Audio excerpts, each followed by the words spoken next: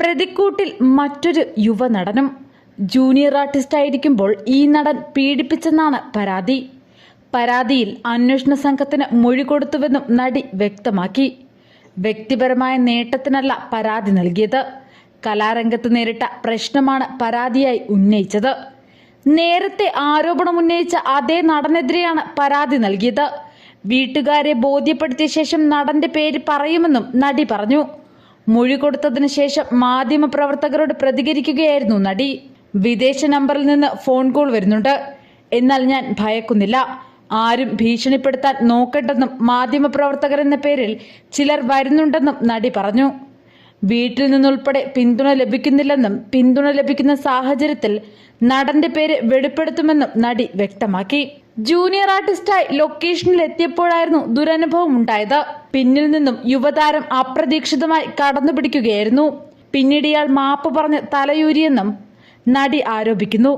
No പറഞ്ഞുകൊണ്ട് മാത്രം നിരവധി അവസരങ്ങൾ നഷ്ടമായി. ബ്ലെസ്സിയുടെ സിനിമയിൽ അവസരം തരാമെന്ന് പറഞ്ഞ് ഒരു സംഘം കബളിപ്പിച്ചെന്നും നടി ആരോപിച്ചു. 2019 ബ്ലെസ്സിയുടെ സിനിമയിൽ അവസരം തരാമെന്ന് പറഞ്ഞ് ശസ്ത്രക്രിയ ചെയ്യിപ്പിച്ചുവെന്നാണ് നടി ആരോപിക്കുന്നത്. വണ്ണം കുറയ്ക്കാൻ ശസ്ത്രക്രിയ ചെയ്ത ശേഷമാണ് തട്ടിപ്പ് മനസ്സിലായതെന്നും അവർ കൂട്ടിച്ചേർത്തു.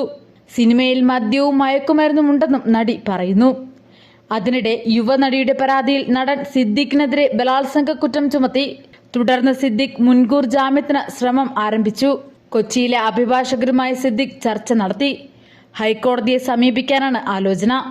യുവനടിയുടെ പരാതിയിൽ ബലാത്സംഗത്തിനും ഭീഷണിപ്പെടുത്തലിനുമാണ് മ്യൂസിയം പോലീസ് സിദ്ദിഖിനെതിരെ കേസെടുത്തിരിക്കുന്നത്. 2016 തിരുവനന്തപുരത്തെ ഹോട്ടലിൽ വെച്ച് പരാതിക്കാരിയെ സിദ്ദിഖ് ബലാത്സംഗം ചെയ്തെന്നാണ് കേസ്. DGPക്ക് ഇമെയിൽ മുഖേനയാണ് നടി പരാതി നൽകിയത്.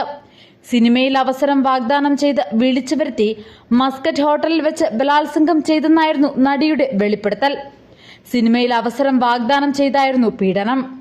പിന്നാലെ സിദ്ദിഖ് അമ്മ ജനറൽ സെക്രട്ടറി സ്ഥാനം രാജിവെച്ചിരുന്നു. പരാതി പ്രത്യേക സംഘത്തിന് കൈമാറും.